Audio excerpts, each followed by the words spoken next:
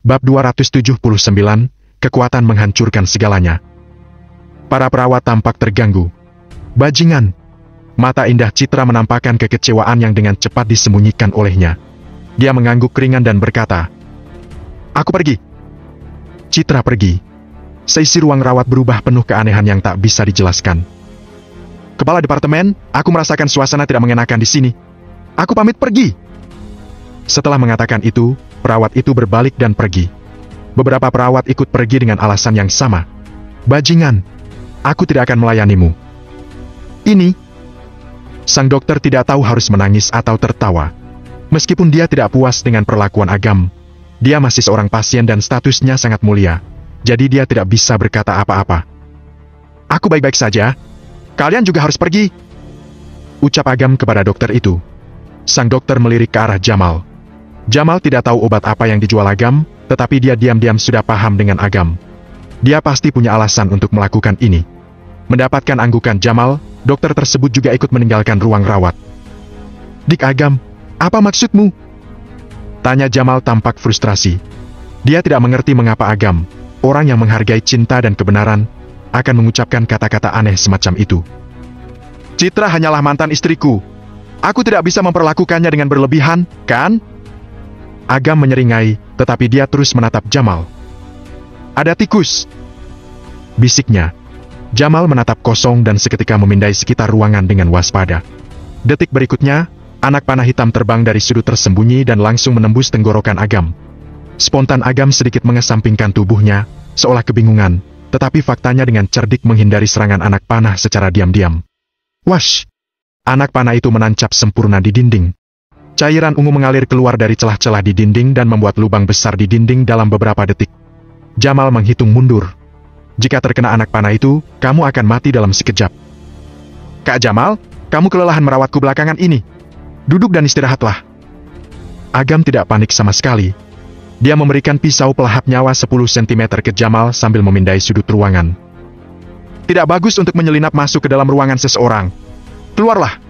Seperti yang diduga oleh seseorang yang memaksa keluarganya untuk memanggilku, dia benar-benar punya keterampilan.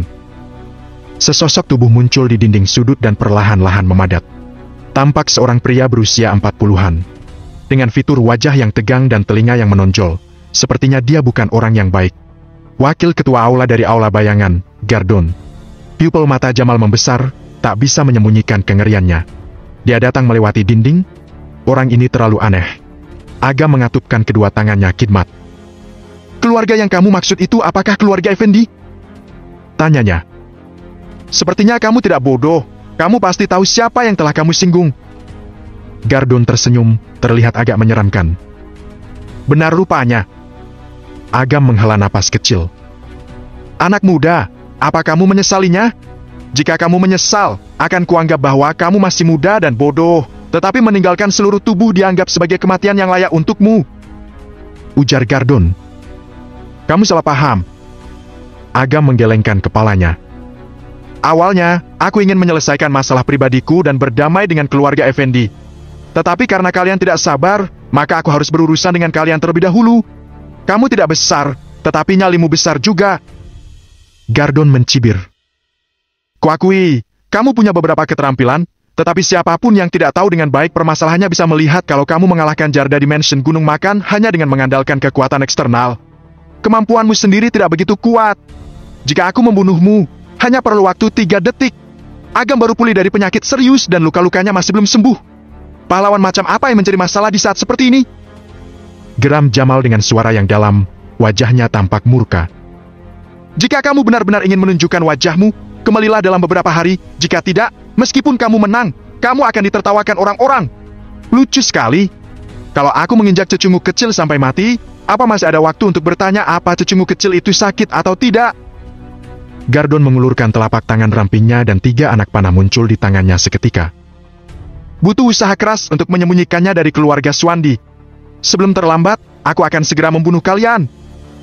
Setelah mengatakan itu, anak panah di tangan Gardon layaknya hantu. Tanpa gerakan apapun, bergerak menuju leher Agam. Agam agak bersandar dan menghindari anak panah dengan gerakan halus. Gardon sudah mengantisipasi hal ini, hingga dia segera bergerak menuju Agam dalam jelmaan bayangan hitam. Agam tampak cuek. tanpa melakukan gerakan berlebihan, dia memukul pria itu dengan telak. Pukulan lurus ini terlihat tanpa trik apapun, tetapi secara halus dapat menangkap gerakan Gardon dan memaksa pria itu untuk menyerang. Bug! Kedua pukulan itu beradu. Gelombang tak kasat mata menyapu ke segala arah. Dalam sekejap, barang-barang di dalam ruang rawat meledak. Jamal merasa seperti layar kecil di tengah badai laut yang dihancurkan begitu saja oleh tsunami. Ketika dia merasa akan terkoyak, pisau pelahap nyawa 10 cm di tangan Jamal memancarkan cahaya merah redup, menangkal energi yang bekerja padanya, melindunginya secara menyeluruh. Kamu bukan lawanku. Celetuk Agam enteng. Aku sudah melihat banyak orang yang lebih kuat darimu. Jadi, kenapa aku masih tidak mati menurutmu? Tanya Gardon tersenyum dingin, sorot matanya menampakkan kesungguhan. Nying! Jeritan terdengar dari dalam tenggorokannya dan sosok hitam muncul di dinding belakang Agam. Dengan cepat memadat menjadi sabit hitam dan langsung bergerak menuju ke belakang kepala Agam. Dik!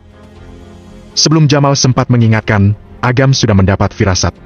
Dia langsung memiringkan kepalanya dan sabit hitam itu terbang ke tangan Gardon, dengan sedikit mengenai rambutnya. Gardon mengangkat tangan bagian belakangnya dan sabit itu menebas busur kematian, melepaskan pisau angin yang sangat tajam, berniat membelah Agam menjadi dua. Pisau angin itu sangat mendominasi. Tembok di belakang Agam terbelah dengan bekas pisau sedalam 4-5 meter. Menembus 3-4 ruang rawat berturut-turut sebelum akhirnya berhenti. Batu bata pada dinding ruang rawat terkorosi dengan cepat, berubah menjadi lendir ungu kehitaman yang menetes ke bawah. Untungnya, ketika Agam dirawat di rumah sakit, para pasien di seluruh lantai yang sama dengannya dipindahkan. Kalau saja ada orang di ruang rawat tersebut, mereka pasti mati. Sebuah kehormatan bagimu untuk mati di tanganku. Gardon pikir dia telah membelah Agam. Ketika dia hendak menarik pisaunya, Agam tersenyum. Pisaumu berkarat, ya? Soalnya terlihat buruk. Apa? Teriak Gardon seolah telah melihat hantu. Kenapa kamu tidak mati? Ini tidak mungkin.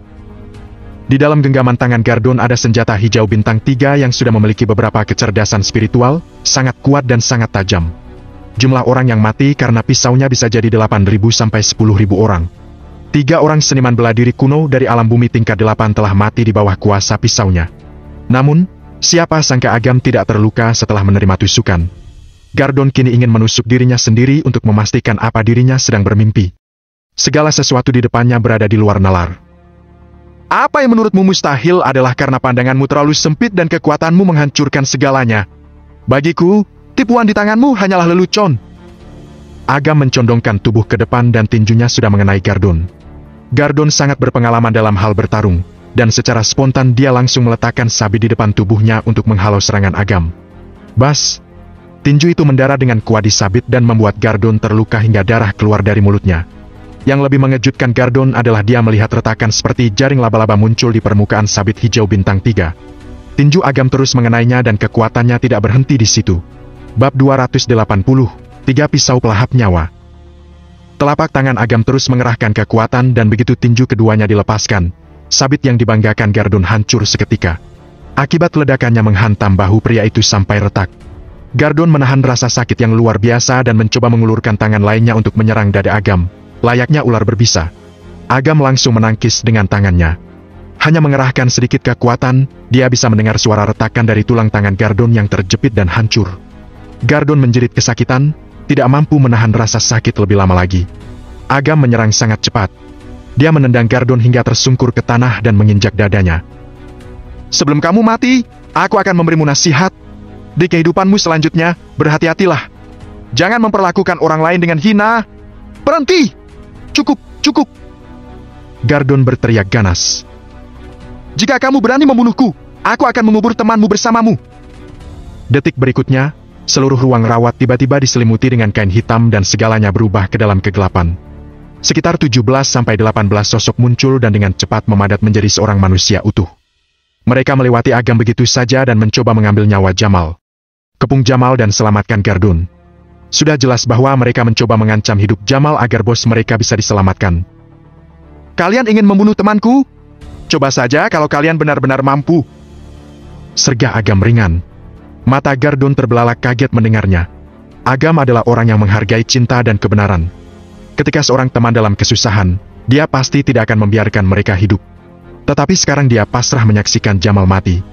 Mungkinkah informasi yang dia dapatkan salah? Melihat ketidakpedulian Agam, entah kenapa Gardun naik pitam. Dia benar-benar direndahkan oleh seorang pemuda? Tidak bisa dibiarkan. Cepat bunuh dia! Gardun menggeram. 17-18 orang pembunuh terlatih tersebut mengarahkan belati ke kepala Jamal. Jamal merasakan kengerian di dalam hatinya, tetapi dia tidak menyalahkan Agam sama sekali. Tepat saat dia menutup mata dan hampir meregang nyawa, Jamal merasakan hawa dingin yang luar biasa dari pisau pelahap nyawa di genggamannya, sontak dia melepaskannya tanpa sadar. Pisau pelahap nyawa 10 cm memancarkan cahaya merah darah yang kini membentuk cangkang telur raksasa dan menyelimuti Jamal. Puluhan pisau tajam para pembunuh mencoba menembus cahaya cangkang telur layaknya taring ular berbisa. Tirai cahaya cangkang itu tiba-tiba bergelombang dan kekuatannya mengenai belasan pembunuh itu. Dalam sekejap, tubuh mereka hancur menjadi serbuk dan kemudian tersedot ke dalam pisau pelahap nyawa. Pisau pelahap nyawa berkilat merah kembali sebelum akhirnya perisai cahaya menghilang dan benda itu kembali menjadi pisau 10 cm biasa. Semuanya terjadi begitu tiba-tiba sampai Jamal belum sempat memprosesnya. Ekspresi Gardun luar biasa menghibur. Dia tenggelam dalam pikirannya sendiri. Semuanya campur aduk. Ada kebingungan, keheranan, kengerian, bahkan keputusasaan di sana. Matanya terbelalak dan seluruh tubuhnya bergetar hebat seperti sekam, seolah jiwanya ikut bergetar bersamanya. Biru, senjata biru bintang 5. Bisiknya dengan suara serak. Jamal hanya orang biasa, jelas tidak masuk akal kalau dia bisa menggunakan pisau pelahap nyawa untuk melindungi tubuh. Pisau 10 cm pasti sudah memiliki kecerdasan yang baik. Mereka yang memiliki kebijaksanaan spiritual membutuhkan setidaknya 4 bintang. Menilai dari aura yang dikeluarkan oleh pisau barusan, kemungkinan benda itu merupakan senjata biru bintang 5. Pantas saja Jarda mati di bawah kuasanya. Senjata biru bintang 5 jarang digunakan di masa lalu maupun masa kini. Baru kali ini dia melihatnya dengan mata kepalanya sendiri. Keputusasaan memenuhi hati Gardun, tidak ada lagi semangat membara di sana. Tidak ada kebencian terhadap Agam, hanya ada ketakutan yang luar biasa. Dia tidak takut mati, tetapi beberapa orang dari keluarga Effendi telah menyinggung orang yang begitu mengerikan dan hal ini akan menjadi bencana besar bagi seluruh keluarga Effendi. Anak muda, aku percaya bahwa ada kesalahpahaman antara dirimu dan keluarga Effendi. Kamu harus tetap membuka mata, jangan sampai mau dimanfaatkan oleh orang jahat. Kalau tidak, kamu akan menjadi orang yang menderita. Gardun sebetulnya takut, tetapi dia masih bersikeras menjaga muka keluarga Effendi. Keluarga Effendi, ya. Aku harus datang menemui mereka secara langsung. Soal berapa banyak orang yang mati nanti, tergantung bagaimana sikap mereka mengakui kesalahan. Agam menendang dan kemudian meninju Gardun telak. Gardun berjuang mati-matian meraih leher Agam dengan kedua tangannya yang bergerak-gerak ke atas. Sayangnya, dia seperti cecunguk kecil di hadapan Agam saat ini. Tidak berdaya. Kekuatan tinju yang sangat besar menghantam Gardun setelahnya. Dalam keterkejutan, tubuh Gardun hancur berkeping-keping. Wush! Seperti hiu yang mencium bau darah, pisau pelahap nyawa terbang dengan cepat, menyerap semua daging dan darah di sekelilingnya. Cahaya merah menghilang dan kini ada 3 garis merah yang tercetak pada bilah pisau tersebut. 3 kali lipat. Total 9 garis yang terdapat pada pisau pelahap nyawa. Apabila ke-9 garis itu berubah menjadi merah, benda tersebut bisa berevolusi menjadi pisau pembunuh dewa. Agam sebelumnya tidak memperhatikan detail ini. Mustahil bagi pisau pelahap nyawa untuk membunuh Gardun, apalagi dinaikkan ke tingkat ketiga. Yang lebih penting lagi, hanya ada 2 syarat untuk meningkatkan pisau pelahap nyawa. Membunuh 100.000 orang atau 10 seniman bela diri kuno alam langit. Tidak perlu membahas soal membunuh 100.000 orang, membunuh 10 seniman bela diri kuno alam langit sangat tidak masuk akal. Lagi pula, Agam belum bertemu dengan satupun orang alam langit. Barangkali, sebab dan akibat. Kalimat itu mendadak muncul dalam benak Agam. Pisau pelahap nyawa berasal dari peramal pisau. Garis keturunan peramal pisau memperhatikan karma, nasib baik, dan kemalangan. Pisau pelahap nyawa pasti mewarisi karakteristik ini. Entah itu Jarda atau Gardun, selama mereka memiliki nyawa orang lain di tangan mereka, maka mereka memiliki karma. Agam membunuh mereka dan itu berarti setara dengan menyerap karma. Oleh karena itu, Agam tidak perlu membunuh 100.000 orang. Selama dia membunuh orang-orang yang telah membunuh 100.000 orang selama hidupnya, dia bisa meningkatkan pisau pelahap nyawa. Setelah menjernihkan logikanya, Agam menjadi sangat senang. Melihat kekuatan pisau pelahap nyawa tadi, Agam khawatir soal bagaimana meningkatkannya. Dia tidak bisa membiarkan dirinya membunuh 100.000 orang, apapun yang terjadi, dia akan dianggap sebagai orang yang tidak bermoral. Namun, selama dia membunuh seseorang yang tangannya ternodai nyawa manusia, dia bisa dengan mudah meningkatkan pisau pelahap nyawa. Sekali mendayung 2-3 pulau terlampaui. Karena selain bisa meningkatkan pisau pelahap nyawa, Hal itu sekaligus menghilangkan bahaya bagi orang-orang. Memikirkan soal pesta Jarda, Gardon dan anak buahnya memang pantas mati. Bukan hanya 20-30 orang, tetapi lebih dari 30.000 nyawa orang mati di tangan mereka. Benar-benar iblis. Dik Agam, di mana orang tadi? Apa kamu membunuhnya? Tanya Jamal gelagapan. Ada apa? Apa kamu ingin mengatakan sesuatu padanya? Tanya Agam bingung. Tidak. Tentu saja tidak. Jamal menggelengkan kepalanya ribut. Dia menelan ludah dan tersenyum kecut. Aku baru ingat, orang-orang itu punya trik aneh, seperti bayangan yang menembus dinding. Mereka pasti adalah aula bayangan dari keluarga Effendi. Ada berapa banyak orang di aula bayangan? Dan berapa usia orang tadi? Tanya Agam penasaran. Aula bayangan adalah kekuatan inti keluarga Effendi, setara dengan pengawal kerajaan dinasti Ming. Tidak begitu banyak orang-orang mereka, tetapi masing-masing merupakan pembunuh kelas atas. Orang barusan seharusnya Gardon, wakil ketua aula bayangan. Ketua aula bayangan bernama Bargon. Kekuatannya kurang lebih berada pada alam bumi tingkat ke-8. Mungkin sedikit lebih tinggi, tetapi pasti tidak lebih dari tahap tengah alam bumi tingkat 8. Tahap menengah alam bumi tingkat 8? Jarda hanya sampai tahap awal alam bumi tingkat ke-8 dan Agam tidak menyangka kalau keluarga Effendi punya seseorang yang lebih kuat dari Jarda. Bukan tanpa alasan 4 keluarga bergengsi mendapat julukan seperti itu. Mereka semua memiliki beberapa fondasi. Agam meregangkan tubuh, tulangnya berderak kencang. Merasakan kekuatan penuh di dalam tubuhnya, niat membunuh Agam makin kuat. Apa daftar orang-orang yang mengkhianati kita sudah selesai dipilah? Tanya Agam dengan senyum terkembang. Hati Jamal bergetar. Meskipun dia sangat membenci para pengkhianat itu, tetapi memikirkan balas dendam yang akan mereka lakukan, Jamal masih bungkam. Sekelompok orang miskin ini menghancurkan masa depan diri mereka dan keluarga mereka sendiri hanya demi keuntungan sesaat. Bab 281, Sidang Keluarga Wijaya. Ada sekitar 17 faksi secara keseluruhan, dari skala kecil hingga besar. Tidak perlu. Agam mengangkat tangannya untuk menyela Jamal. Tolong urus semuanya. Jika ada kesulitan dalam operasinya nanti, serahkan saja padaku, pasti akan kuselesaikan sendiri. Ujarnya lembut. Jamal terkejut dengan ucapan Agam barusan, ada kilat persetujuan yang tampak di matanya. Pembunuhan yang direncanakan pasti akan menghasilkan hal yang besar. Tidak ada kekurangan bagi orang cakap di dunia ini. Jika kamu ragu dan malas, entah secakap apapun, kamu tidak akan bisa melangkah jauh. Pak Harsa, Norman, aku, dan Charlie sudah membuat persiapan. Sebagian besar pasukan sudah berada di Gucci, tetapi ada satu pasukan yang belum bergerak saat ini karena menunggumu untuk menghadapi mereka. Apa keluarga Wijaya? Tanya Agam. Jamal mengangguk. Keluarga Sandoro dan keluarga Wijaya memiliki hubungan yang erat. Dalam sejarah, beberapa kali anggota kedua keluarga itu menikah satu sama lain. Mereka sudah dianggap bagian dari keluarga. Jamal terjebak di antara kedua belah pihak dan cukup tidak berdaya. Kedua, dia dan yang lainnya tidak yakin apa Agam punya keterikatan emosional dengan Michelle. Ini merupakan hal yang paling krusial. Kak Jamal, aku tahu hubunganmu dengan keluarga Wijaya sangat dekat. Jadi, aku meminta pendapatmu. Kamu ingin aku menghadapi mereka seperti apa? Tanya Agam memastikan. Setelah pertempuran di Mansion Gunung Makan, dari lubuk hatinya yang terdalam, Agam sudah menganggap Jamal sebagai saudaranya. Selama Jamal bilang untuk melepaskan keluarga Wijaya begitu saja, Agam pasti akan menurutinya.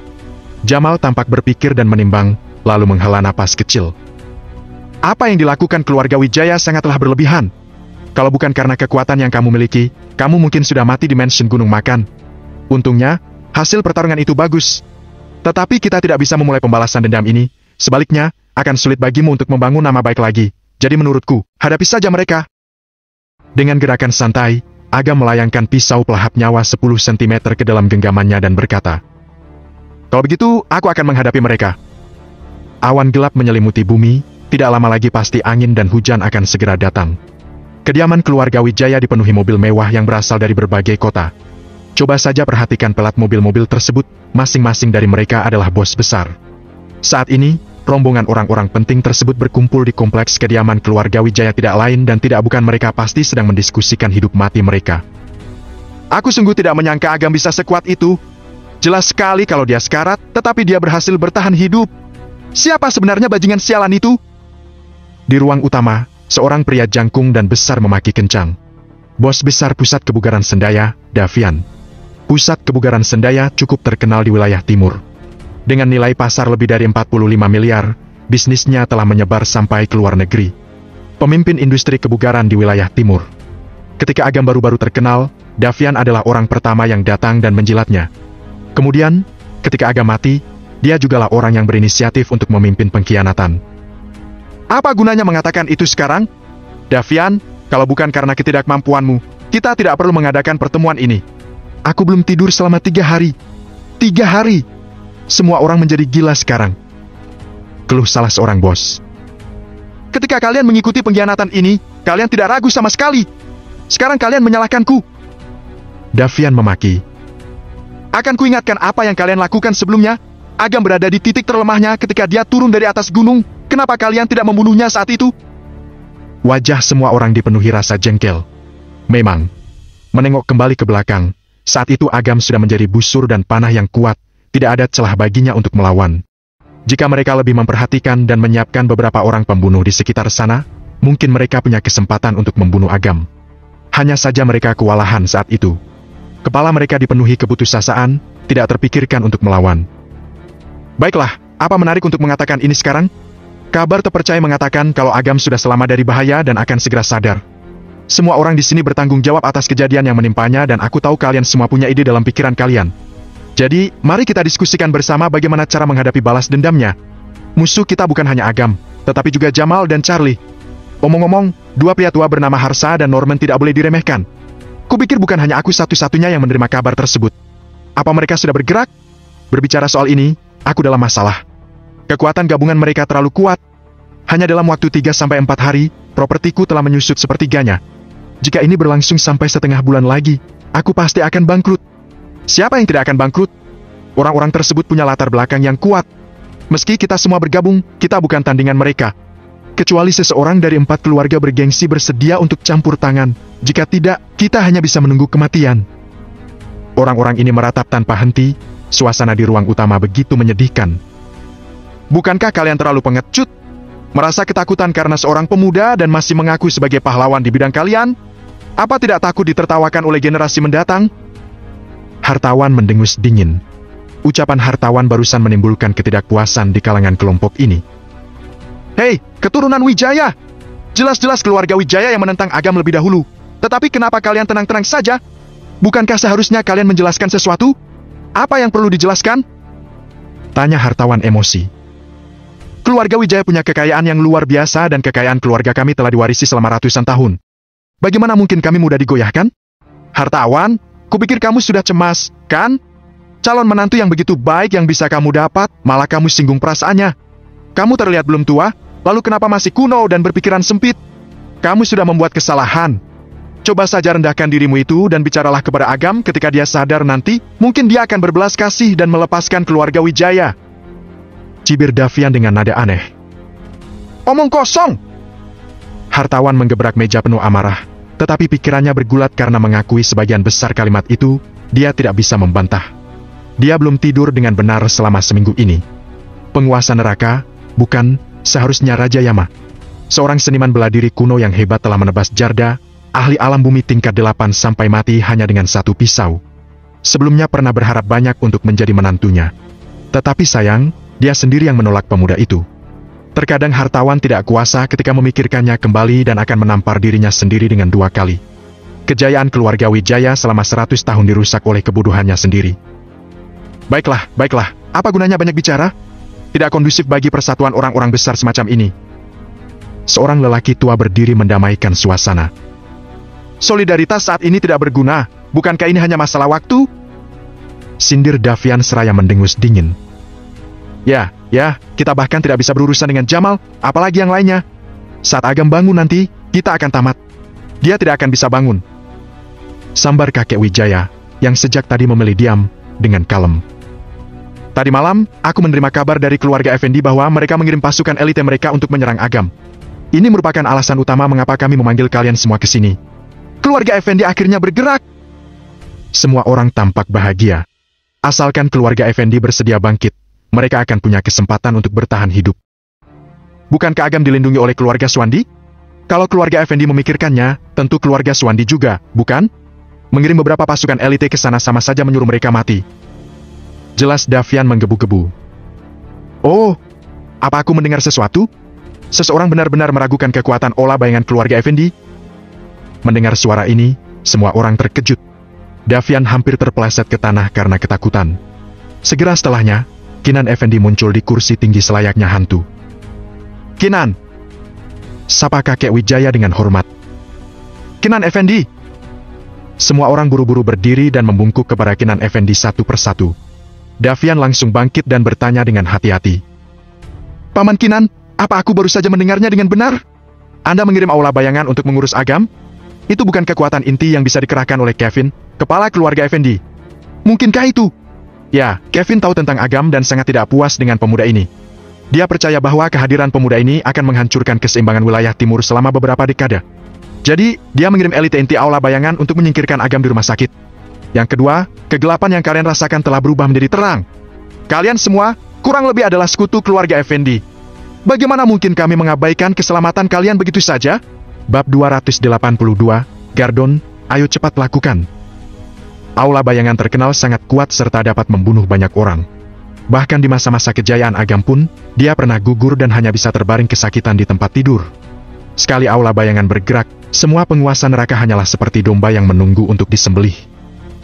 "Yang mulia, Gunawan tidak akan pernah melupakan kebaikan dan kebajikan Tuan Raja," ucap hartawan dengan penuh semangat. Agam sudah mati, jadi dia tidak bisa disalahkan. Di masa yang akan datang, aku berjanji akan turun dan menjelaskan sendiri kepada para leluhur. "Michelle, cepat datang dan bersujud kepada Tuan Raja." Hartawan menunjuk ke arah pojokan. Michelle bergegas datang. "Langkah master kelima sama saja dengan orang tua kedua yang lahir kembali. Mari, bersujud." Michelle berlutut dan langsung bersujud sebanyak 3 kali. Kinan mengelus janggutnya, seraya menyipitkan matanya dan tersenyum. "Anak gadisku, ku dengar bocah itu adalah kekasih lamamu, dan kamu hampir menikahinya. Sekarang aku ingin mengirim seseorang untuk membunuhnya. Tidakkah kamu merasa tertekan? Apakah kamu menyesal? Apa yang membuatku merasa tertekan? Tidak peduli seberapa kaya dia, tetap saja dia hanyalah seorang pria desa dari latar belakang sederhana. Seekor ayam meski bertengger di atas pohon ara yang tinggi tetaplah seekor ayam, tidak akan pernah bisa mengubah identitasnya." Michelle mengucapkannya dengan tajam. "Haha, bagus, itu bagus." Kinan Effendi sangat senang mendengarnya. Ia kemudian berkata, "Aku diminta untuk membawakanmu pesan dari tuan mudaku.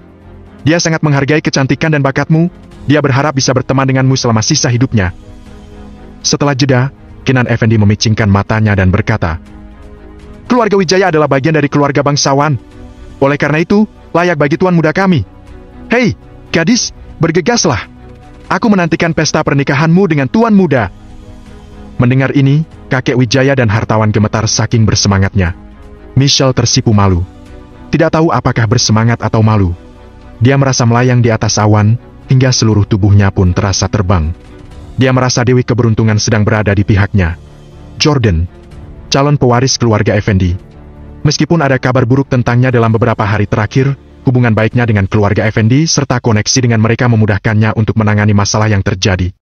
Berpikir bahwa dirinya akan menjadi nyonya rumah keluarga Effendi, hati Michelle sangat bahagia. Dia melirik kelompok orang di bawah, sorot matanya menunjukkan sikap merendahkan. "Paman Kinan, yang Anda katakan barusan apa benar?"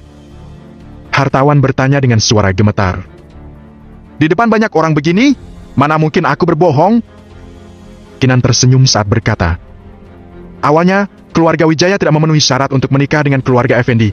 Tetapi Bu Santi sangat puas dengan kinerja Michelle dan bermaksud untuk membujuknya untuk menjadikan menantu keluarga Effendi. Tuan muda juga sangat menyukai Michelle dan sangat mencintainya. Jadi wajar jika pernikahan ini akan diatur. Kenapa? Kamu merasa keberatan?" Tidak, justru aku terlalu bersemangat. Terima kasih, Paman Kinan, karena senantiasa menjagaku." Hartawan berlutut dengan penuh semangat dan bersujud. "Lihatlah dirimu. Mulai sekarang kita akan menjadi keluarga. Mengapa kamu bersikap sangat sopan?" tanya Kinan, tanpa niat menghentikannya sama sekali. "Kakek Wijaya dan kepala keluarga Wijaya, kuucapkan selamat untuk kalian." Davian dan yang lainnya berulang kali memberi ucapan selamat untuk mereka, meski raut wajah tampak masa melihat anggota keluarga Wijaya. Kinan memang sudah tua, tapi dia berpengalaman, mana mungkin dia tidak bisa membaca pikiran orang lain. Kontribusi semua orang, keluarga Effendi juga melihat dan merasakan sakit di hati mereka. Beberapa petinggi keluarga Effendi memutuskan untuk menghabiskan sejumlah dana dan sumber daya untuk mendukung dan membantu energi sejatimu pulih dengan cepat. Mendengar ini, Davian dan yang lainnya sangat bersemangat hingga mereka meninggalkan tempat duduk dan berlutut. Paman Kinan yang perkasa, keluarga Effendi yang hebat. Kinan tersenyum dan menikmati rasa hormat dari orang-orang ini. Paman Kinan, apa rencana selanjutnya? Kakek Wijaya bertanya. Tentu saja, kami sudah mengatur perjamuan. Kinan melambaikan tangannya, kemudian lanjut berkata. Hari ini kami akan mengadakan perjamuan untuk mentraktir kalian semua. Pak Tua, kamu tidak sabar untuk mengatur meja anggur untuk dirimu sendiri? Agam berjalan masuk perlahan-lahan dari luar, dengan seringai di sudut mulutnya. Apa? Semua orang melihat Agam mendekat, seperti sedang melihat hantu. Kinan gemetar dan hampir terpeleset jatuh ke tanah. Sejak pertempuran Mansion Gunung Makan, ketenaran Agam telah mencapai puncaknya. Penguasa neraka. Dahulu, ketakutan akan kematian adalah ketergantungan terbesar mereka, dan menjadi gambaran yang melekat di hati mereka. Belakangan ini, mereka tidak bisa makan atau tidur nyenyak. Mereka memimpikan Agam mati lebih awal agar bisa menghilangkan rasa sakit mereka. Sayangnya, keadaan ini menjadi bumerang. Agam selamat dan kesehatannya membaik dari hari ke hari. Ketika mereka mengira mereka akan mati, keluarga Effendi mengirim kabar baik dan mengirim aula bayangan untuk membunuh Agam, yang mereka kira berhasil. Sesaat, mereka seolah memiliki harapan hidup. Tapi ternyata, sebelum mereka menyebarkan berita itu kepada pengikut masing-masing, Agam secara ajaib terbangun dari maut. Melihat penampilannya yang tenang dan segar, dia tidak terlihat sedikit pun seperti pasien. Paman Kinan, bagaimana situasinya? Wajah Davian mengernyit keheranan dan tubuhnya gemetar. Agam tidak mati, dia bangkit kembali. Setelah seminggu ini dihantui mimpi buruk, tiba-tiba semua itu menjadi kenyataan. Apa yang membuatmu panik? Apakah kamu tidak melihatnya? Dia hanya beruntung tidak bertemu dengan orang-orang aula bayangan. Kinan berlagak tenang, memandang Agam dengan merendahkan dan berkata, Nak, apa maksudmu tadi? Kenapa aku kurang paham? Tidak paham? Kamu terburu-buru untuk mengadakan jamuan makan seolah mempersiapkan pemakaman untuk dirimu sendiri. Agam tertawa bercanda. Kinan tampak muram. Ini adalah hal yang paling tabu bagi orang tua seperti dia. Agam, kamu tidak tahu malu. Walaupun kamu telah sadar, kamu hanya beruntung diberi umur yang agak panjang. Aula bayangan keluarga Effendi milikku telah melangkah keluar dari gunung. Bersiaplah, waktu kematianmu telah tiba. Kinan berpikir Agam hanya beruntung. Jadi, sebelum Gardon sempat membinasakannya, Agam terbangun dan berhasil kabur dari maut. Meski kekuatan Agam tidak bisa ditebak, namun kelemahannya terletak pada semangat mudanya dan kurangnya pengalaman. Jika dia dikalahkan oleh aula bayangan, dia akan menatapnya, lalu mati tanpa tempat sempat dikuburkan. Aula bayangan telah terungkap. Semua pelayan yang mati harus bergegas dan membunuh si pemberontak itu. Kinan tiba-tiba mengeluarkan koin ungu gelap, memancarkan cahaya ungu yang suram. Davian dan yang lainnya tercengang melihat adegan ini, ada secercah harapan di mata mereka. Jika Agam terbunuh, mereka masih bisa bertahan hidup. Agam mengorek kupingnya dan berkata, Memang benar orang tua itu punya banyak trik. Tapi apa kalian menjaga hidup hina kalian dengan benda ini? Hah, bocah pemberontak, kamu bukan siapa-siapa. Siapapun yang memiliki sedikit wawasan tentangmu pasti ketakutan. Kinan mengangkat pandangannya sedikit dan berkata dengan wajah angkuh. Aula bayangan adalah kekuatan inti dari keluarga Effendi. Aula bayangan telah menjalankan misi yang tak terhitung jumlahnya. Ada di antara mereka yang berada di alam bumi tingkat 8. Sekte Tinju Selatan gagal menghabisinya. Jadi aku sendiri yang akan mengambil pedang itu dan mengirimmu menemui malaikat maut. Pak Tua, kamu mengatakan bahwa kamu telah hidup selama hampir 100 tahun. Tapi kamu tidak malu untuk berbicara omong kosong setiap hari? Agam mencibir. Sombong! Tidak tahu diri. Kinan juga mencibir. Jangan kau pikir bahwa dengan keluarga Swandi melindungimu, kau berbuat seenaknya. Aula bayangan telah didirikan selama ratusan tahun dan tidak pernah gagal. Jika kamu dirawat di rumah sakit, tentu saja kamu bisa bertahan untuk sementara waktu. Tetapi andai takdir berkata lain, hanya kematian yang menantimu. Gardon, batas waktu telah tiba. Cepat lakukan! Kinan berteriak ke tempat gelap itu, semua orang mendongakkan kepala serentak untuk melihat ke atas, penuh keterkejutan dan penantian. Inilah saat yang tepat untuk bergerak. Bab 283, Keputusasaan Kinan Effendi. Waktu terus berlalu. Setelah 3 menit, masih belum ada perubahan di ruang utama. Orang-orang aula bayangan, mereka bahkan tidak melihat bayangan apapun. Ekspresi Kinan berubah dari percaya diri menjadi bingung, dia pun mulai panik. Agam tersenyum dan bertanya, Maksudmu pria yang mirip monyet itu? Maaf, aku khawatir dia tidak bisa datang. Apa? Kamu sudah melihat Gardon? Kinan menjadi pucat karena syak, tangannya sedikit gemetar. Aku pernah melihatnya. Dia jelek, suaranya jelek, dan dia suka memainkan trik kotor. Jadi aku menghabisinya. Agam menepuk kepalanya sendiri saat berkata. Omong-omong, orang itu membuat beberapa retakan di dinding rumah sakit, bahkan menghancurkan dinding rumah sakit. Jika peralatannya rusak, jangan lupa menggantinya nanti. Lagi pula, kamu tidak bisa bercanda tentang kesehatan pasien. Davian dan beberapa orang terlihat ketar-ketir. Masih sempat-sempatnya dia membicarakan uang yang tak seberapa.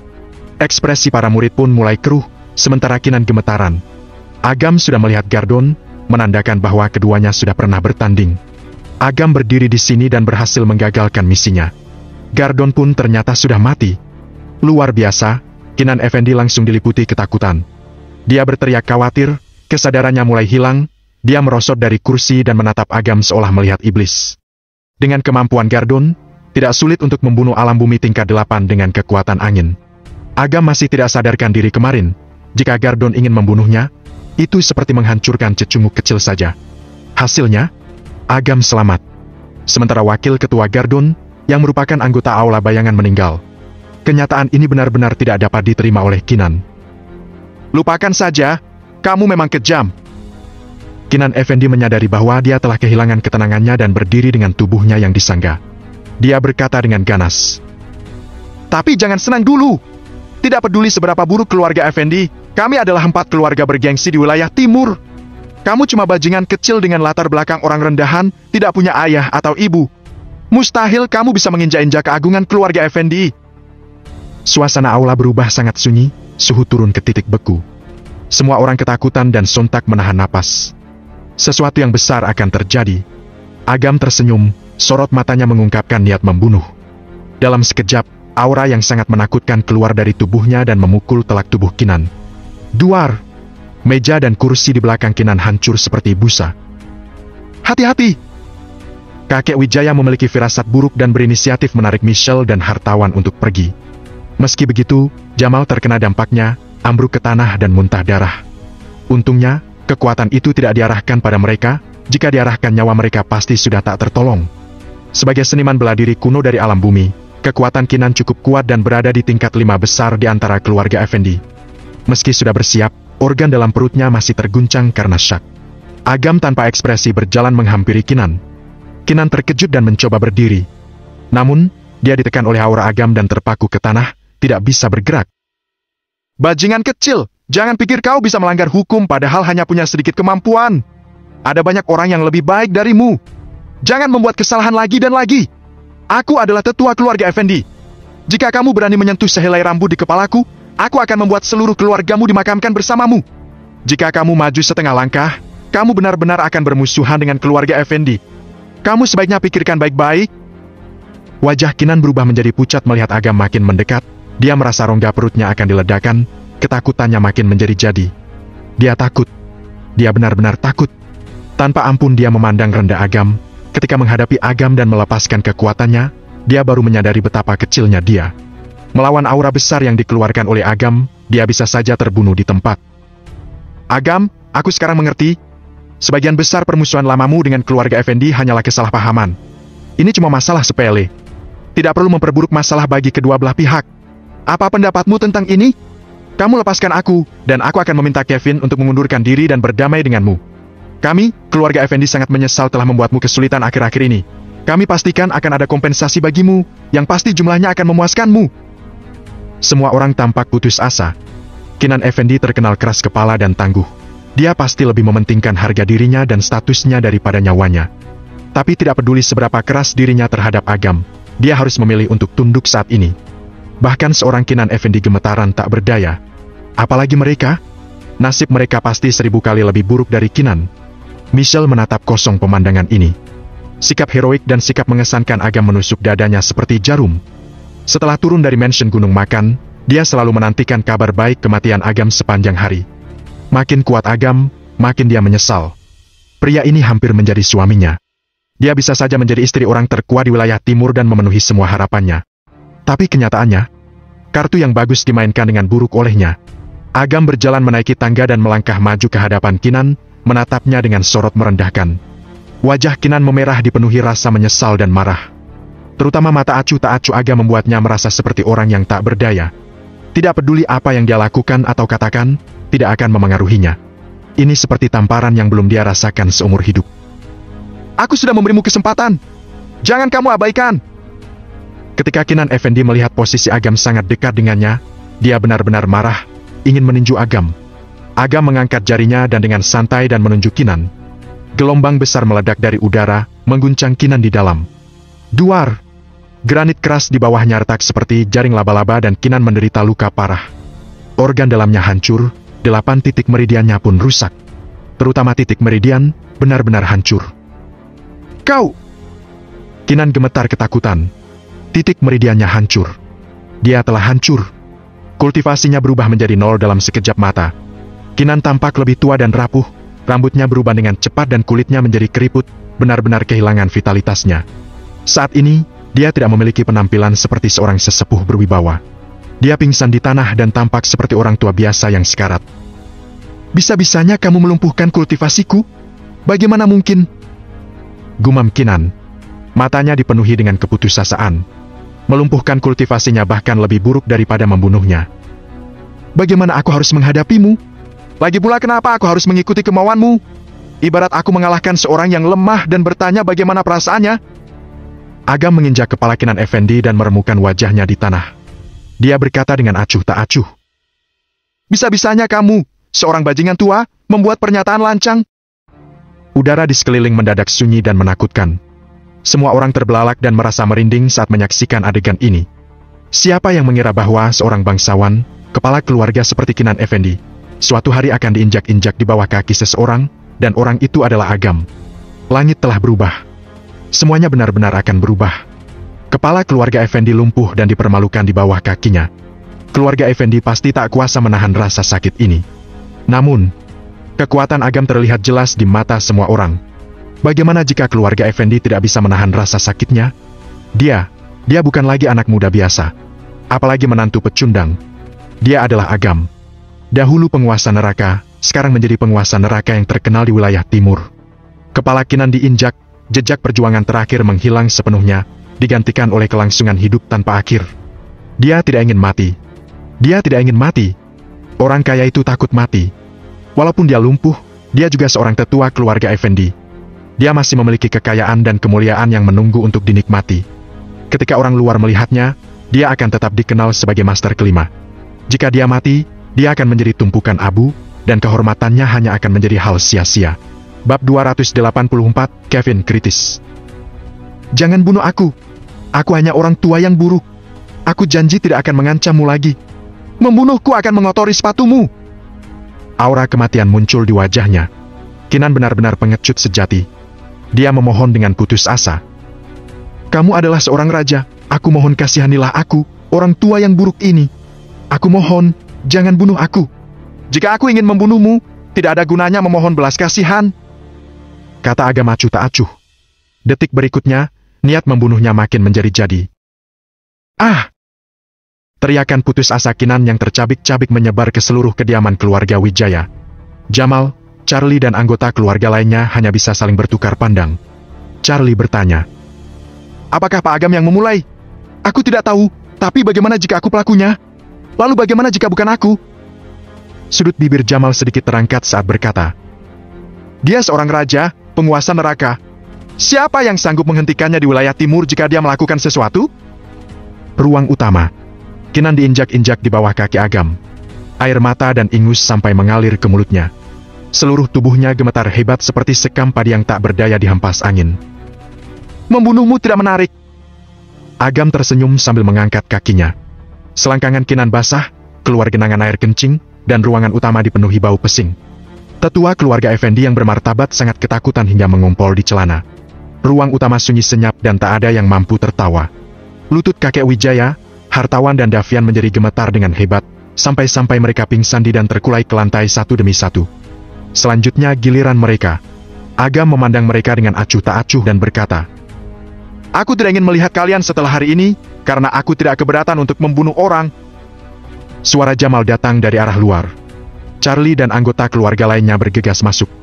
Kakek Wijaya dan yang lainnya benar-benar menghancurkan pertahanan mereka, Sekelompok orang langsung berlutut pada Agam. Ayah dan anak keluarga Wijaya tampak putus asa. Lelaki tua itu menangis dengan getir. Keluarga Wijaya benar-benar tamat. Ding dong. Kecuali Agam, ponsel semua orang yang hadir berdering. Orang-orang ini adalah pemimpin wilayah timur. Jika mereka menerima berita secara bersamaan, itu pasti akan menjadi masalah besar. Jamal segera mengambil teleponnya dan buru-buru datang ke sisi Agam. Agam membaca kalimat pendek. Kevin sakit kritis dan telah menawarkan hadiah triliunan rupiah. Masuk ke mobil Jamal, Agam menuju keluarga Effendi. Sepertinya situasi Kevin sangat parah. Bahkan 200 triliun pun rela dia gelontorkan. Saat Jamal melihat pesan teks, dia tidak bisa menahan tawa. Meskipun Kevin selalu dalam kesehatan yang buruk, bukan masalah baginya untuk hidup selama 1,5 tahun lagi setelah digantung oleh kelima hantu dari sihir mistik Asia Tenggara. Tetapi melihat betapa cemasnya mereka, jelas ada sesuatu yang berubah. Hehe, saudaraku, sekarang ada pertunjukan yang menarik untuk ditonton. Berapa banyak aset yang dimiliki keluarga Effendi? Agam merenung. Aku benar-benar belum menghitungnya. Aku juga sedang memikirkannya. Jamal mengeluarkan ponselnya dan mulai menghitung. 2 menit kemudian, dia berkata, total asetnya menunjukkan 1,7 kuadriliun, dan modal kerjanya sekitar 600 triliun. Segitu banyak? Agam terkejut. Menurutmu itu banyak? Jika melihat kondisi 4 keluarga bergengsi, keluarga Effendi memiliki aset paling sedikit. Jika kau hitung milik keluarga Suwandi, diperkirakan mereka punya setidaknya 2,6 kuadriliun rupiah. Demi menyelamatkan Kevin, keluarga Effendi tidak segan-segan menggelontorkan sampai 200 triliun. Hei, itu setara dengan sepertiga dari modal kerja. Mereka benar-benar mau bangkrut. Agam menghela napas emosi. Di mata orang biasa, 200 miliar rupiah hanyalah sebuah angka, merupakan kekayaan yang tidak terjangkau dalam hidup. Setiap fraksi bisa menyelamatkan nyawa puluhan juta keluarga. Namun, keluarga Effendi tidak segan-segan mengeluarkan begitu banyak uang demi seorang lelaki tua yang sekarat setiap tahun. Memang benar kata pepatah, kalau orang kaya kebal kematian. Saudaraku, kamu salah. Jamal berkata dengan penuh arti. Kevin itu sudah tua. Jika bukan karena kematian kelima hantu itu, ia pasti sudah mati 3 tahun lalu. Kini dia tidak sedang sakit ataupun terkena musibah, namun batas nyawanya sudah makin dekat. Dokter ilahi Hippocrates pun tidak bisa berbuat apa-apa. Kecuali Raja Penguasa Neraka memberinya beberapa tahun hidup lagi. Jika tidak ada gunanya. Keluarga Effendi mengeluarkan biaya begitu besar untuk mengobati orang tua itu. Hanya agar terlihat baik, sehingga saat Kevin meninggal nanti, mereka bisa mendapatkan warisan yang lebih banyak. Jangankan 200 triliun, bahkan 2 kuadriliun pun berani dikeluarkan. Lagi pula, tidak ada orang yang bisa mengeluarkan sebanyak itu. Reaksi Agam agak terkejut, lalu dia tiba-tiba menyadari sesuatu. Kupikir keluarga kaya dan berkuasa itu cerdik, tetapi aku tidak berpikir orang-orang ini akan berani melakukan apa saja untuk kepentingan mereka sendiri. Sudah ada kabar, seluruh wilayah timur bahkan provinsi Es yang sedikit tenar telah tidak ada, bahkan beberapa marga kuno telah hancur, termasuk sekte Kudus Gunung Suci. Gunung Suci? Belum pernah mendengarnya. Agam menggeleng. Jangan bicara tentangmu. Jika aku tidak pergi ke ibu kota bersama ayahku ketika aku masih muda, aku tidak akan pernah mendengar tentang orang ini. Namun, orang ini tidak terkenal tetapi memiliki latar belakang yang bagus. Kekuatannya telah mencapai peringkat ke-7 dari alam kehidupan. Dia pernah menjabat sebagai konsultan kesehatan negara. Dia dapat menggunakan roh transformasi angin dan memiliki kekuatan untuk mengubah hari. Apakah Kevin bisa hidup sampai tahun baru? Semua ini tergantung padanya. Roh transformasi angin? Agam agak terkejut. Keterampilan medis ini tercatat di tingkat kedua penyimpanan semesta, hampir tidak termasuk tingkat menengah dan atas. Tentu saja, jika diletakkan di luar, itu pasti akan menjadi keterampilan yang tiada tara. Saudaraku, aku ingat keterampilan medismu juga baik, mengapa kamu tidak mencobanya dulu? Haha, pertama-tama beri harapan pada keluarga Effendi, lalu beri mereka keputusasaan. Balas dendam itu keren. Jamal tertawa. Sangat menarik jika Agam kelihatan niat menyembuhkan Kevin padahal sebenarnya bukan itu tujuan utamanya. Praktik kedokteran adalah praktik kedokteran, kamu tidak boleh menyakiti orang atas nama kedokteran. Agam berkata dengan wajah tegas, diikuti dengan senyuman yang tidak enak. Tapi orang tidak melakukannya untuk dirinya sendiri, saya yang menyumbang, dia yang membayar, meski 100 triliun tidaklah cukup. Keduanya saling bertukar pandangan dan tersenyum licik. Setengah jam kemudian, kendaraan memasuki mansion keluarga Effendi. Agam pikir karena dia masuk daftar hitam keluarga Effendi, pasti itu akan membutuhkan banyak usaha untuk masuk. Dia tidak menyangka bisa masuk dengan begitu mudah. Ada 3 cabang dalam keluarga Effendi, fraksi radikal yang dikepalai Bu Santi, fraksi konservatif yang dikepalai Tetua Lionder dan bibi ketiga, dan sekte alam yang dikepalai oleh bibi kedua. Mereka tidak peduli dengan dunia dan tidak berusaha untuk mendapatkan pahala. Ketiga fraksi memiliki posisi dan ide yang berbeda. Aku hanya memiliki gesekan dengan fraksi radikal Busanti. Sedangkan bibi kedua dan bibi ketiga, sikap mereka terhadapku agak ambigu. Meskipun mereka tidak akan terlalu dekat di depan umum, tetapi di balik layar mereka kurang lebih bersahabat, bagaimanapun juga, musuh adalah teman. Agam tiba-tiba menyadari sesuatu. Pantas saja sepanjang jalan tanpa hambatan. Ternyata hubungan keluarga Effendi begitu rumit. Pada saat yang sama, gambar yang indah muncul di benak Agam. Dia tidak bisa menghentikan kegundahan di dalam hatinya dan bertanya, sekte mana yang Yina ikuti? Aku tidak mengerti sikap Yina, tapi dia adalah putri bibi kedua, jadi otomatis dia bergabung di dalam sekte alam. Jamal bercanda. Kenapa? Ini pertama kalinya aku mendengar kamu mengambil inisiatif untuk menanyakan seorang wanita. Kamu naksir dia, ya? Aku tidak akan merekomendasikan kamu kepada orang lain, tetapi aku ingin mengatakan sesuatu tentang gadis Yina. Gadis ini tangguh dan memiliki kepribadian yang baik. Kuncinya adalah dia tidak memiliki niat buruk. Dia telah berlatih seni bela diri sejak masih kecil dan tidak berasal dari kota. Dia konsisten dalam melakukan sesuatu. Entah itu sedih, bahagia, sebal, atau senang. Jika dia menyukaimu, aku bisa menjamin kalian berdua sangat cocok. Bab 285, Kakek Yina. Mendengar Jamal banyak mengoceh, Agam sedikit pusing. Kak Jamal, omong kosong apa yang kamu bicarakan? Aku belum lama mengenal Yina, tetapi jika dibandingkan dengan anggota keluarga Effendi lainnya, dia adalah satu-satunya keluarga Effendi yang aku suka. Setelah jeda yang cukup menyiksa, Jamal menggelengkan kepalanya. Tidak, Citra adalah istri pertamamu. Meski telah bercerai, ada ikatan antara suami dan istri. Tidak mudah untuk memotong tali begitu saja. Apalagi Citra adalah gadis yang sangat baik, kamu tidak bisa mengecewakannya. Setelah menarik napas dalam-dalam, Jamal menepuk bahu Agam sungguh-sungguh berkata, kenapa kamu tidak menerima keduanya? Seorang pria biasanya gigih. Tidak masalah jika kamu menikahi lebih dari satu istri. Agam hanya bisa memicingkan matanya. Jangan bilang begitu. Beritahu saja kakak iparmu, jika kamu tidak bisa menyampaikannya, biar aku saja yang memberitahunya. Saat dia berbicara, Agam berpura-pura mengambil ponselnya dan buru-buru ditahan oleh Jamal. Saudaraku, aku hanya bercanda denganmu. Aku bercanda. Kakak iparmu sedang tidak enak badan dan tidak tahan dengan kesenangan ini. Aku pikir kesehatanmu tidak baik. Aku khawatir kamu tidak tahan dengan hukuman dari keluarga saudara iparmu. Agam tertawa. Jamal tersenyum kecut, tak bisa berkata-kata lagi. Agam tersenyum tipis dan bersandar ke kursi. Melihat pemandangan mansion yang bergerak mundur di luar jendela, dia tenggelam ke dalam pemikiran pendek. Hanya beberapa hari sebelum perjamuan pertunangan Citra dan Fajar. Saat itu, keduanya hendak melangsungkan pernikahan. Tiba-tiba keduanya memutuskan berpisah, tidak peduli seberapa besar keinginan untuk bersama. Apakah dia tahan melihat Citra meninggalkan dirinya sendirian? Tetapi jika Citra tetap berada di sisinya, apakah wanita itu benar-benar akan bahagia? Agam tidak pernah menjadi orang yang bimbang seperti ini. Khusus untuk perasaannya terhadap Citra, biarkan dia jatuh ke dalam dilema. Mereka pikir mobil akan berhenti segera setelah memasuki mansion keluarga Effendi. Tetapi mobil tetap meluncur selama puluhan menit sebelum perlahan berhenti. Setelah keluar dari mobil, perhatian Agam tertuju pada pemandangan di depannya. Dibandingkan dengan keluarga Baskara, keluarga Haris, dan keluarga Wijaya, mansion keluarga Effendi lebih megah. Puluhan kilometer dinding pagar mengelilingi seluruh gunung. Gunung-gunung ini dimiliki oleh keluarga Effendi. Sekilas, ada bangunan yang tak terhitung jumlahnya di gunung, termasuk hotel, pusat perbelanjaan, lapangan golf, dan semua fasilitas tempat tinggal. Ini hanyalah kota orang-orang kaya skala kecil. Dibandingkan dengan keluarga Suwandi, keluarga Effendi sedikit lebih flamboyan. Lihatlah gedung-gedung mal itu. Mereka semua diimpor oleh ibu kota asing milik keluarga Effendi, khusus melayani saudara perempuan dan laki-laki keluarga Effendi. Konon kabarnya para pelayan di dalam sana semuanya sombong. Menikah dengan anggota keluarga Effendi yang kaya raya. Banyak gadis telah ditipu selama bertahun-tahun. Mereka meninggalkan suami dan anak laki-laki mereka dan memiliki pacar simpanan untuk berhubungan seks selama lebih dari 10 tahun. Itu semua hal yang lumrah. Aku pikir membuka rumah sakit ginekologi di dekat sini pasti bisa menghasilkan banyak uang. Jamal berjalan keluar dari mobil dengan wajah ejekan, menyinggung gaya keluarga Effendi, tanpa kepribadian kaya dan berkuasa. Awalnya, Jamal tidak berpartisipasi dalam pertarungan 4 keluarga bergengsi. Namun, akibat mansion Gunung Makan, dia ikut membenci keluarga Effendi. Meskipun dia tahu bahwa Jordan dan gengnya pantas mati, tapi cinta itu buta. Mau bagaimanapun juga Agam tetap tidak bisa menyukai keluarga Effendi.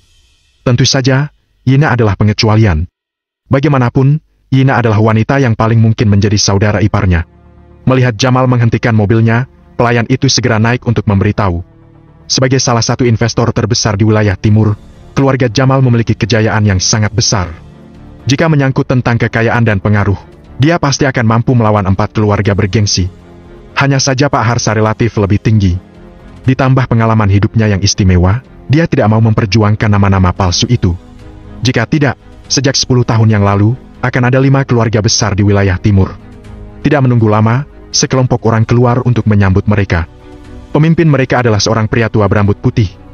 Meskipun sudah tua, langkahnya sangat gesit dan tidak menunjukkan kelelahan sama sekali. Jamal berbisik. Yudi Effendi, ayah dari bibi kedua, sekaligus kakek Ina. Jamal, sudah lama tidak berjumpa. Bagaimana kabar kakekmu? Apa dia masih menghabiskan 3 teko teh tanpa menghabiskan sarapannya? Yudi tertawa keras dan sepertinya sangat mengenal keluarga Jamal. Ayah dalam keadaan sehat. Dia sering bercerita kalau ayah mengambil 3 kotak teh premium darinya, tetapi belum mengembalikannya. Goda Jamal. Haha, jelas bukan itu yang ayahmu katakan. Dia pasti memarahiku dan tidak sabar ingin menyuruh seseorang untuk mencari, kan? Sudah cukup gosipnya. Paman, bagaimana kesehatan Kevin? Jamal berbicara dengan nada resmi. Apa boleh buat, kondisinya masih sama. Takdir tidak bisa dilanggar. Kamu hanya bisa merasakan hidup sekali. Status Yudi Effendi sangat tinggi. Di depan banyak orang, dia berbicara tanpa menimbulkan kecurigaan. Keluarga Effendi mengenal begitu banyak orang, selalu ada cara untuk menyelamatkan mereka. Mungkin seseorang yang bisa menyelamatkan Kevin sudah tiba. Gunung Suci? Yudi Effendi bergumam sambil berpikir. Dia memang punya beberapa keterampilan, tetapi harapannya tidak begitu besar. Kalau dia tidak bisa, maka Kevin benar-benar tidak punya harapan. Lupakan saja, jangan bicarakan hal ini. Aku dengar kalian baru saja mengunjungi keluarga Wijaya. Tentunya maksud kalian ke sini bukan untuk mengobrol. Sembari berbicara, Yudi tidak bisa menahan diri untuk tidak menatap Agam. Tidak heran, mengingat reputasi Agam sudah terkenal jauh dan luas. Menantu pecundang dan tidak berguna, itu sudah menjadi masa lalu. Agam saat ini sudah identik dengan seniman bela diri kuno. Makin tinggi status seseorang, makin seseorang bisa memahami kebenaran. Pemuda yang tampaknya biasa-biasa saja ini adalah orang yang telah membunuh petarung dari alam bumi tingkat 8. Raja penguasa neraka, dia pantas menyandang julukan itu. Pak Harsa benar, aku memang di sini untuk mencari masalah. Agam menyeringai. Beberapa penjaga di sekitar lelaki tua itu langsung menjadi gugup dan ingin menarik pedang mereka. Yudi tidak marah dan malah berkata, kamu bisa menakuti orang lain, tapi kamu tidak bisa menakutiku. Ku dengar-dengar kamu memiliki hubungan yang dekat dengan cucuku. Jika kamu membuat masalah di depan umum, cucuku tidak akan mengampunimu. Agam diam-diam mengutuk orang tua itu dalam hatinya. Orang tua itu pasti banyak belajar sendiri. Lupakan saja. Kalian anak muda senang bermain-main. Sementara aku, seorang lelaki tua, tidak ikut campur dalam hal apapun. Jadi jangan banyak bicara. Silakan masuk. Yudi menggenggam tangannya di belakang punggung dan mengangguk sambil sedikit menyamping. Jamal tersenyum tipis dan mempersilakan Agam masuk. Di bawah arahan Yudi, Agam dan rekannya melangkah ke puncak gunung. Ada pagoda berlantai 9 di puncak gunung. Setiap lantai pagoda menghadap ke atas, seolah-olah memegang langit dengan satu tangan, dan menawarkan sesuatu ke langit. Beberapa orang mengatakan bahwa mereka meminjam keberuntungan dari langit. Satu hal yang pasti, ini adalah harta karun geomantik yang luar biasa. Tinggal di sini untuk waktu yang lama dan hidupmu terjaga. Sekilas, Agam dapat melihat bahwa tata letak Feng Shui rumah ini sangat bagus. Dari pagoda besar hingga bunga dan tanaman kecil, semuanya diatur dengan hati-hati, sehingga membentuk keseluruhan situasi Feng Shui yang sangat baik. Belum lagi manusia, bahkan burung, serangga, dan hewan sering tinggal di sini, dan mereka semua hidup lebih lama dari biasanya. Ini adalah pola Feng Shui yang sebenarnya, dan ini pasti berasal dari tangan orang-orang ternama. Namun, Feng Shui umumnya dikenal sebagai keberuntungan surgawi. Menggunakan surga dan bumi sebagai dekorasi seperti meminjam keberuntungan dari langit. Biasanya, meminjam keberuntungan sudah cukup. Tetapi pengaturan ini seolah meminjam takdir. Hal ini adalah tabu besar, dan akan memengaruhi keberuntungan generasi mendatang.